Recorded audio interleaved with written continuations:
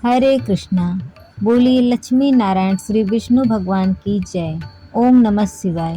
प्रिय भक्तगणों, आज भादो माह के शुक्ल पक्ष की द्वादशी तिथि को भगवान विष्णु ने अपना 5वां अवतार वामन के रूप में लिया था।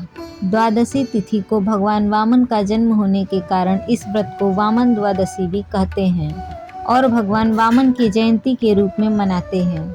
इस साल भगवान वामन की जयंती 15 सितंबर को यानी कि आज मनाई जा रही है।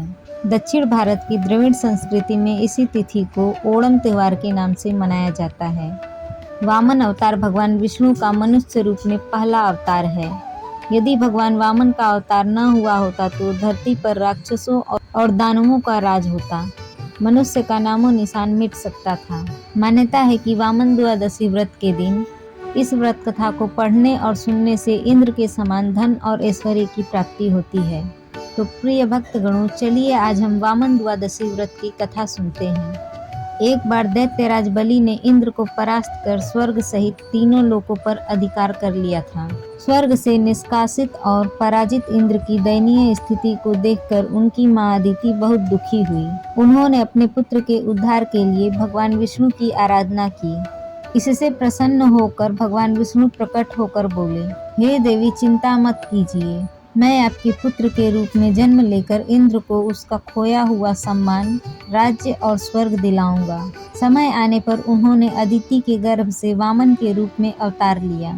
उनके ब्रह्मचारी रूप को देखकर सभी देवता और ऋषि मुनिगण आनंदित हो उठे। उधर पृथ्वीलोक में अपने गुरु शुक्राचार्य के सुझाव पर राजा बलि स्वर्ग पर स्थायी अधिकार जमाने के लिए अश्वमेघ यज्ञ कर रहे थे। यह जानकर भगवान वामन वहां पहुंचे। उनके तेज से यज्ञशाला प्रकाशित हो उठी। बलि ने उन्हें एक उत्तम आसन पर बिठाकर उनका सत्कार किया। यज्ञ की समाप्ति होने पर बलि ने उनसे भेंट मांगने के लिए कहा।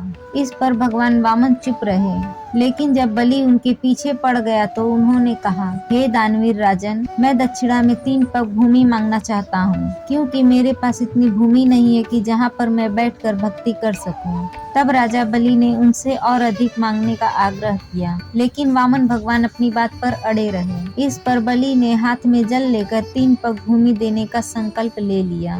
राजा बलि के संकल्प पूरा होते ही भगवान वामन का आकार बढ़ना शुरू हो गया। भगवान वामन ने अपना विराट आकार ले लिया। उनके आकार ने अंतरिक्ष के छोर को छू लिया था। उन्होंने अपने 2 पग में ही पृथ्वी, आकाश और ब्रह्मांड को नाप लिया था। फिर उन्होंने राजा बलि से पूछा, हे दानवेंद्र, अब मैं अपना तीसरा पग कहाँ रखूं? इस पर राजा बलि ने भगवान वामन को प्रणाम करते हुए कहा, हे प्रभु, संपत्ति का स्वामी संपत्ति से बड़ा होता है। आप अपना तीसरा पग मेरे सिर पर रखें। भगवान वामन ने ऐसा ही किया और राजा बलि के सिर पर पांव रखकर उसे पाताल लोक भेज दिया। सब कुछ गंवा चुके बलि को अपने वचन से न फिरते देख भगवान वामन प्रसन्न हो गए।